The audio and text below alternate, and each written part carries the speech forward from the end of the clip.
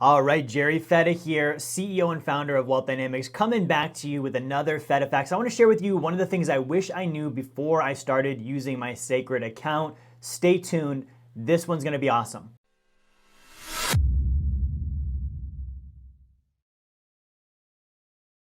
All right, Jerry Fetta here, CEO and founder of Wealth Dynamics. So I've been doing these Fetta Facts series, right? The Fetta Facts, it's all facts, no opinions, right? And so I want to give you the facts on the sacred account, right? It's a life insurance policy. Specifically, it's high early cash value, dividend paying whole life insurance. That's a mouthful. I call it the sacred account instead, right? But I've been using these for years and I have 6 of them. I'm about to get my 7th one opened now. And I want to share with you one of the main things I wish I would have learned. Right? And I've talked in previous videos on this, about the dividend rates and the growth rates. And I'm going to be honest with you guys, because when I set this up, I was my own agent. I didn't have a team helping me. I didn't have education. I literally just had the things I found online, right? The things I found online and what was said to me. And that was what I rolled with. Okay, now I'm a numbers guy. So the first thing I looked at is I was like, okay, well, I'm being told this thing earns a 6% dividend, right? So I'm like, cool, let me see like the 6%. And I was like, where does it earn 6%? Like right off the bat, I was like, I don't see 6% anywhere, right? When I do the calculations, I see, in the first few years, the returns, not super high and it grows after that and it continues to grow and it looks good, but where's the 6%? I didn't know how to calculate the rate of growth on the account, right? And I was looking at the wrong thing. So I want to share with you, here's what I've learned over the many years of doing these, having 6 of these now, using them to build wealth. And this is how I calculate the growth on my accounts now. So I'm going to share a real illustration from one of my sacred accounts so you can see what I'm talking about. I'm going to share my screen right now and we're going to go over this. Okay, so this is really important and I'm going to have my calculator out so we can sketch and do some math here, right? But what I was looking at on this, when I first did a sacred account, I first ever looked at an illustration, okay? I was trying to figure all this out and I was like, okay, so I can see, contract premium, total annual outlay. Like I can see this is the amount of money I'm putting in, right? And that's in this column right here, right? The easiest way to look at this, total annual outlay, right? So what I did is I totaled up all of the money, right? I was looking at the entire thing and I was like, let me total up all the money I'm putting in. And I went all the way down the line and I added up all of my total outlay all the way through to age 121 years old, right? And I was like, cool. So I put in blah amount of money, right?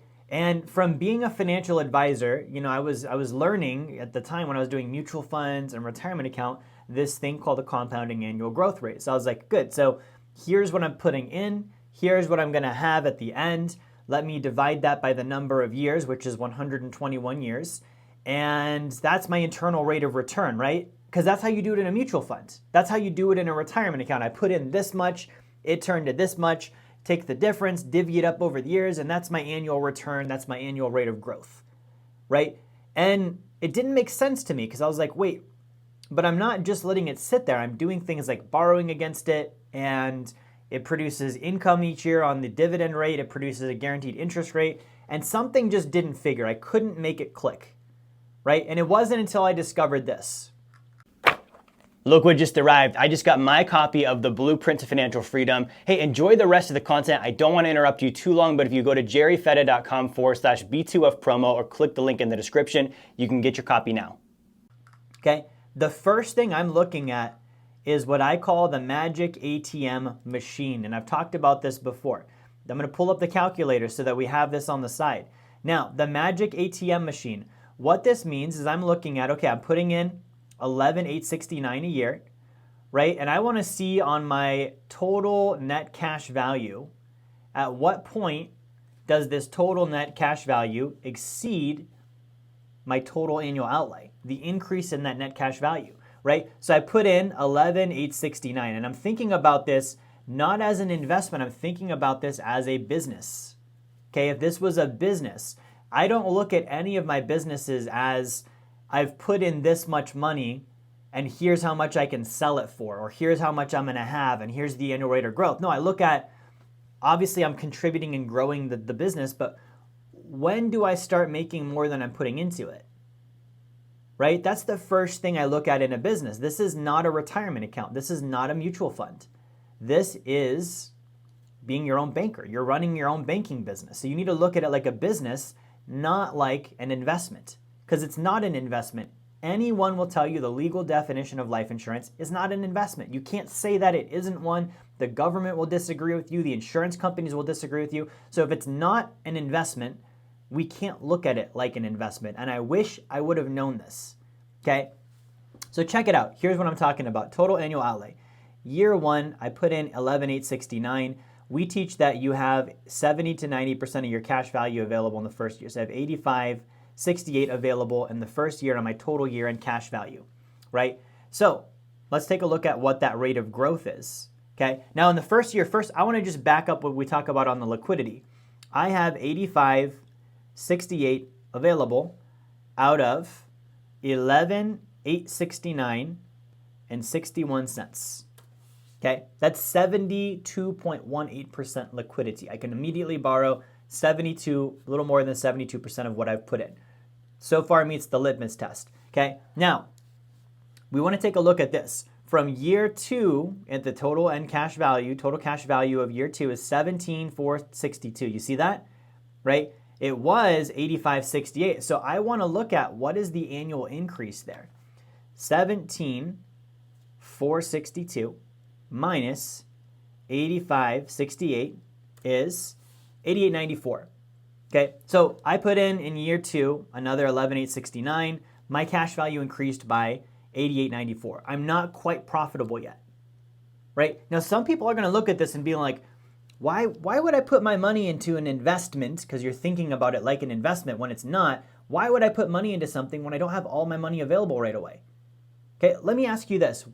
Would you start a business that you needed to do some capital contributions into the first 2 or 3 years in order to get it up and running, right? But after those first, 2, 3 years, maybe even 5 years, because 95% of businesses fail in the first 5 years, right? Your business would only ever make money. And for every dollar you put in, you're going to get more than that dollar out the same year, right? Would you invest in that business? Okay, most businesses don't make it to 5 years. Even fewer make it to 10 years. Even fewer are going to last 100 years.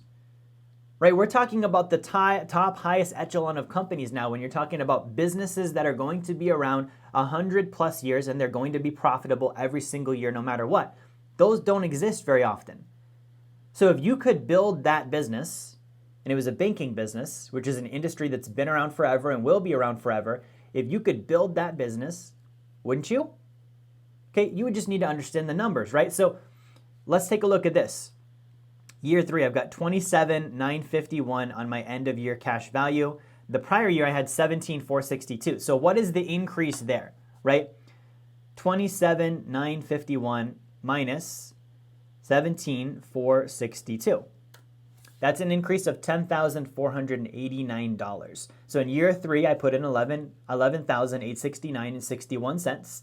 And my company, my business, my banking business, my policy, it increased by 10,489, right? Now, I want to just stop us right there. Just right there in the second year, third year, that's pretty good. Okay, I wasn't even making that kind of return on investment in my company in real life at that point in time. This is already beating Jerry Fetta as a business person, right? We hear all this start a business. Probably you shouldn't. Most people shouldn't. It's a lot of work. It doesn't make money very often. When it does, it's going to take you 60 to 100 hours a week for the first couple of years to get there. It's a lot. So if I can show you this and it's like, well, you can do this for 2 or 3 years, it doesn't really take much of your time at all. You just need to keep putting money and contributing into it, and it's going to get there, right? So let's take a look at this in year four, right? In year four, my total net cash value is $40,038, okay? $40,038. The prior year, it was $27,951, wasn't it? So minus $27,951, that tells me my annual increase, okay? In year four, my cash value increased by $12,087. Okay, now what did I put in year four? What was my contribution? My contribution was the same as it's been every year, right? My contribution was $11,869. So in year four, I put in $11,869, $2,000.61 into my banking business, into my policy, and the profits were $12,087. I made all of my money back that year plus a profit.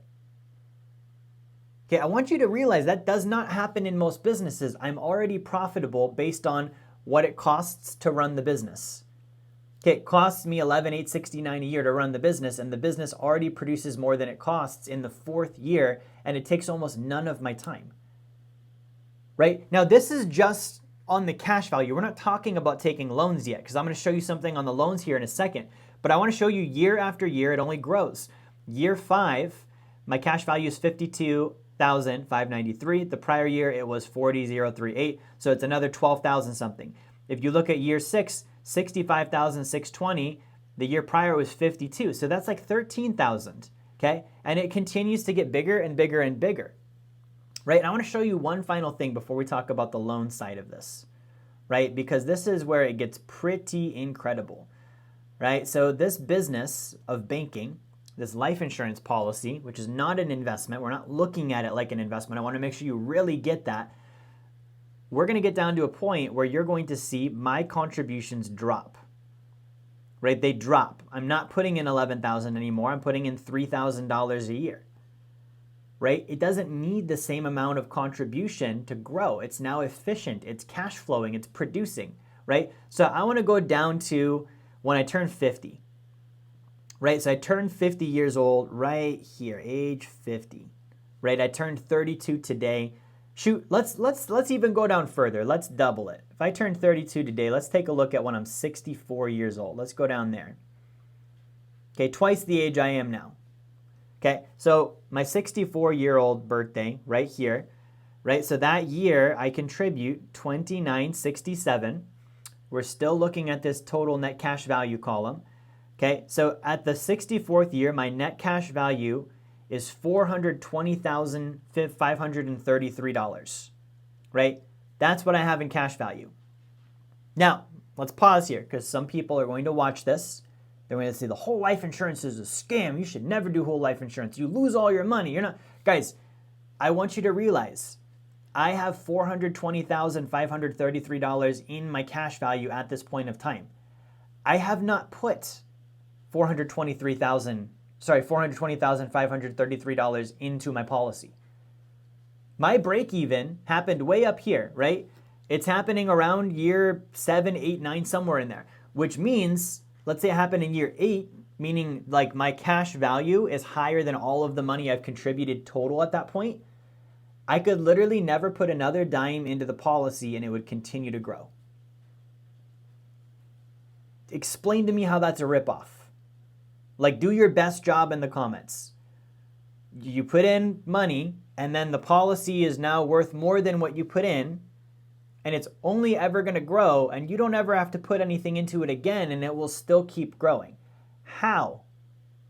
Like, I want you to really try and brain hard on this one in the comments and explain to me the ripoff there, okay? Because if that's a ripoff, please bend me over the barrel. I want to get ripped off hard. Right? That's a great ripoff. Back to this. I got distracted there. Okay, end of year, 64th birthday. That's what we're talking about. So I have 420,533. That's my cash value. The year prior, it was 401,531. Okay, that's an increase of $19,002.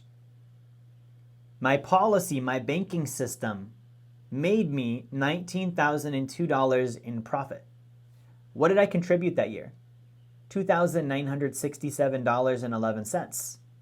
So let's see how many times this goes into 19,000. 19,000 divided by $2,967.41. Guys, that's 6.4 times. This is why I call it the magic ATM machine. I put in $1, and immediately that year, $6.50, boom, pop up. Like, I want you to just think about the concept there. If you could buy an ATM machine and you needed to put money into it for 4 years, and then after the 4th year, for every dollar you put in, instantaneously you were going to get more than $1. And at some point, for every dollar you put in, you would instantaneously get $6.50. Like and it goes in, and then all of a sudden you put in $1 and $6.50 appears on the screen. Okay, how many dollars would you want to put in this? I'm going to ask you that again. How many dollars would you want to put into this? Guys, this is my real illustration. This is not some hype, whatever. This is a company that's been around 100 plus years. This is my actual policy. I'm contributing to it. I'm the one using it. This is really what's happening for me. Right? Now let's talk about the loans, because the loans are the other part. You can borrow against the cash value. You can borrow against the cash value, whatever year, whatever number, and all of the stuff I've shown you so far is still going to happen. Right? All of this growth still will happen even while you borrow against your cash value and use the money. Okay? So when I borrow with this particular company, my gross interest rate is going to be about 5%. Right? Now, when you borrow, you also repay the loans. That's the rule. That's the rule. You don't break the rule. Everyone knows the rule. Okay? You always repay the loans. Always, always, always, always, always. I talked to a client today. Now, you don't repay the loans aggressively like it's a credit card. Think about it like a banker. A banker borrows against someone's deposit. You are both the depositor and the banker. You deposited the money in. That's one function. That's one role in the game that you're playing, the depositor. And then you're also the banker. You're borrowing against your deposit as the banker to go make money. Now, how much money are you trying to make? You're trying to make more money than it costs to borrow against the deposit. So if it costs me 5%, then I need to go make more than 5%. That's called a positive spread. That's how banking works, guys. That is literally what happens at Wells Fargo, Bank of America, JP Morgan, Chase. It doesn't matter who you bank with. When you deposit your money there, they are going to borrow against it. Right? Now, when you deposit your money there, you're not going to get $6.50 to pop up, boom, miraculously the same year on the money you just put in. You're going to get like 0.40% maybe. You won't even get $1. You won't even get, 40 cents. You're going to get almost nothing. You put in $1, you're not even going to make a penny. Okay, that's most banks. Okay, this bank's a little bit different. You get to be the banker. So you need to make more than it costs to borrow. Now you're like, Jerry, why would I borrow against my own money? Because when you borrow against your own money, it still grows while you use it, and loans aren't taxable. When you're making profit on your banking system, you're not paying taxes because you're accessing the cash value through loans, not distributions or withdrawals. Okay, when you distribute money, you lose growth, one of the worst things in the world because the money's not there growing anymore, and you pay taxes, one of the other worst things in the world. Both of the worst things in the world happen to you financially when you take money out of this or out of any asset rather than borrowing against it. You tracking? Good. So we take a loan. It's going to cost us 5%. Let's say I'm down here and I take a loan for $153,000. And I go do 3 seller finance homes, and I'm going to make $1,800 a month in cash flow on that. My annual return is going to be 12 or 13%. Okay, let's call it 12. I'm making 12% on the 153. That's profit. Okay? Now, I'm going to take this 12% and I'm going to pay back my cash value with it. Why? Because I'm also the borrower, and the banker would never loan money to the borrower if the borrower is not going to repay the bank. So I'm repaying the bank. Now, what happens when I repay the bank? Well, I own the bank. So the money goes back into the bank, which I can then immediately pull it back out again because it's my bank. It's not someone else's bank. It's not a mortgage where when I make an extra payment, the money's gone forever. No, I can literally go in the mirror and have a conversation with myself and say, Jerry, I need a loan. I know I just gave you $1,800 and I paid that towards my loan, but I need that money next week. And then I put on my banker hat and I say, Jerry, you're a good enough guy. You're approved. I'm going to give you that loan, and just let me know how you want to pay it back. My interest rate's 5%. Your money's still going to grow while you use it. It's great, but just go make more than the 5 and we're good. And make sure you pay me back and that's fine. Okay. Now, if I'm paying myself back, my net effective interest cost, we've talked about this in other videos, is not going to be 5%. It's going to be 2, 3, maybe 4%, depending on how much am I paying it back on and can I write that interest off on my taxes as a business cost or an investment expense. That's a conversation with my CPA, right? But let's say that I do get it down to 3%. My net cost of borrowing is 3%, right? Now, let's take a look at this. I put in the money that year was $29.67. right? Let's take a look at what my growth was. What was my growth? Right? Let me just clear my screen off here. So I have 153, 319 that year. The prior year I had 144, 956. That's an increase of $8,363. Now, granted, I only put in $2,967 that year. So I put in $1 and I made more than $2 immediately on just the cash value, not even the loan, right? But we also said I have $83.63 in profits there. Let's keep that number in mind. I took a loan against $153,319. I invested that in real estate and I made 12%, okay? So I made $18,398 in profits, plus I made the $83.63 on the policy growth. Guys, I made $26,761.28 between borrowing to do the real estate and the growth of my policy, my banking business itself. Right? Now, I've got the cost of interest. Let's find out what that is. So I made $26,761. Remember that number, $26,761. Right, let me copy that. Right? Now, my loan was $153,319. I told you that because I was paying it back, my net interest cost was going to be about 3%. So I paid $4,599.57 in interest. Okay? Now, that's the cost of interest. If I made $26,700 and something dollars and my interest cost was $4,599, did I make enough money to make that worthwhile?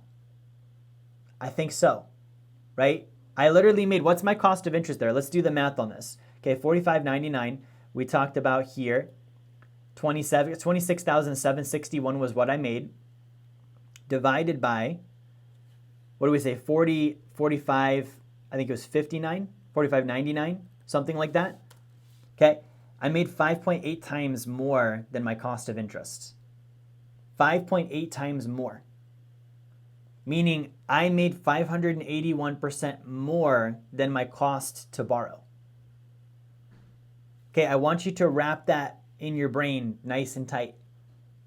Okay, that is unbelievable. So that's how you look at the growth on a policy. That's the facts. That's the truth. Most people don't know this. And the reason most people don't know this is merely because they don't ever actually use the tool. Right? Like most people are going to watch a Dave Ramsey video or some person online who is like, you know, oh, whole life insurance is bad, don't use it. They've never actually used it themselves. Okay, they don't know what's happening. It's like someone giving you advice on a car that they've never driven before. Okay, so I want you to look with your own eyes. What do you see? Not what do other people tell you, not what did you read online. When you look at the numbers, when you look at the math, I just showed you my actual real life illustration. What do you see? Okay, there's a reason I have 6 of them and I'm going on my 7th. My friend Brent, he's kicking my ass. He has like 20 of these. Right, Nelson Nash, the guy who really popularized this concept, when he passed away, I think he had like 50 sacred accounts, 50 policies. So if this was such a bad idea, why do I have 6 and why am I going on 7? Why is my friend Brent got 20 and he self-financed the private jet with it? Why did Nelson Nash had 50 of them? Think about that. So guys, as you're watching this, like my goal is to give you the facts, not the opinions. This is the numbers. This is not what I think. This is not my pitch. This is literally the math on an illustration showing you this is my banking system. It's as transparent as it gets. So if you're interested in learning more about this, there's tons of education about this on my channel. You can also grab my book, right? Blueprint to Financial Freedom talks all about this. Okay, and then you can also go on Facebook. If you go on Facebook and find Wealth Dynamics Nation, right? We have an entire community there that's full of education, training, live videos, free wealth guide courses. And you can start to learn about this stuff absolutely for free, right? There's no gimmick there. It's just get the education. Because here's the thing. When more people use this system, more people gain control of their finances.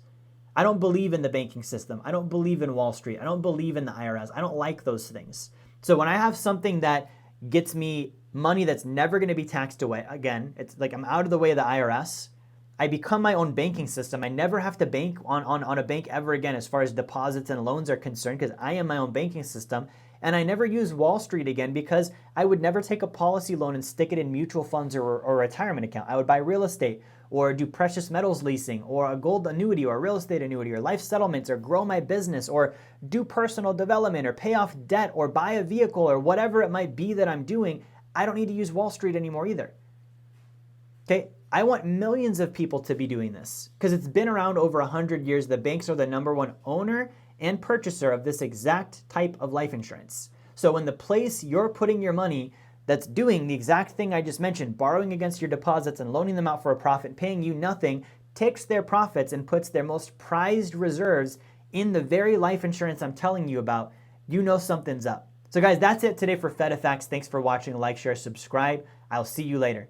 I want to thank you for watching my video. If you learned something from this, if it was value to you, what I'd like to do is I'd actually like to give you a free copy of my book, Blueprints Financial Freedom. This is perfect for those that are on my channel learning this stuff and you want to take it to the next level. So if you go to the link jerryfetta.com, just my first and last name, jerryfetta.com/B2F promo, or click the link in the description, grab a free copy, we'll send it out to you. Can't wait to get you a copy in your hands.